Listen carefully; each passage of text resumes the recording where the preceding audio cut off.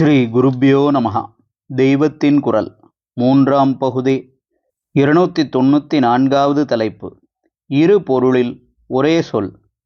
ஒரே வார்த்தைக்கு ஒன்றுக்கு மேற்பட்ட அர்த்தமிருப்பதை வைத்து பலவிதமான ஸ்லேடை கவிதைகள் பண்ணப்பட்டிருக்கின்றன. நம்முடைய ஆச்சாரியாலே இப்படி ஒன்று செய்திருக்கிறார். பவானி என்ற வார்த்தை பெயர் சொல்லாயிருக்கிற போது அம்பாளின் பெயர். அதே பவானி என்பது வினை சொல்லாயும் இருக்கிறது. இங்கே பவானி என்பதற்கு ஆகிறேன் என்று அர்த்தம்.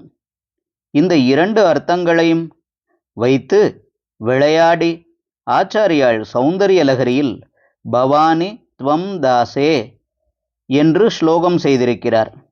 ஆச்சாரியாளையே அவருடைய சிஷ்யரான தோடகர் பவயேவ பவான் என்று ஸ்துதிக்கிறார். இங்கே பவான் என்றால் தாங்கள், பவ என்றால் சிவபெருமான், தாங்கள் சிவபெருமானே என்று அர்த்தம். புதுக்கோட்டையில் பவானி நாயக் என்று ஒரு திவான் இருந்தார்.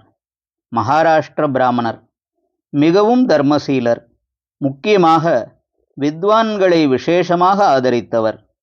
அவர் நடத்தின வித்வத் சதஸில் மன்னார்குடி பெரியவாள் என்றே மரியாதையாய் சொல்லப்பட்ட ராஜு சாஸ்திரிகள் கூட கலந்து கொண்டிருக்கிறார்.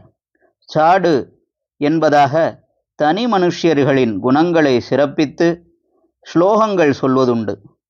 இம்மாதிரி பவானி நாய்க்கை ஸ்தோத்திரிக்கும் ஒரு ஸ்லோகத்திலும் பவானி என்பதை நவுனாகவும் வெர்பாகவும் இரண்டு அர்த்தத்தில் சொல்லியிருக்கிறது. பவானி உத்தம புருஷன் என்பதற்கு பெரிதாக வியாக்கரண விதி செய்து ஸ்தாபிக்க வேண்டியதில்லை.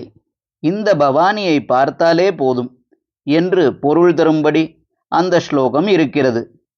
தன்மை ஃபர்ஸ்ட் பர்சன் என்று ஒருத்தன் தன்னையே நான் என்று சொல்வதை சமஸ்கிருதத்தில் உத்தம புருஷன் என்பார்கள். நீ என்கிற முன்னிலை செகண்ட் பர்சன் என்பதை மத்தியம புருஷன் என்பார்கள்.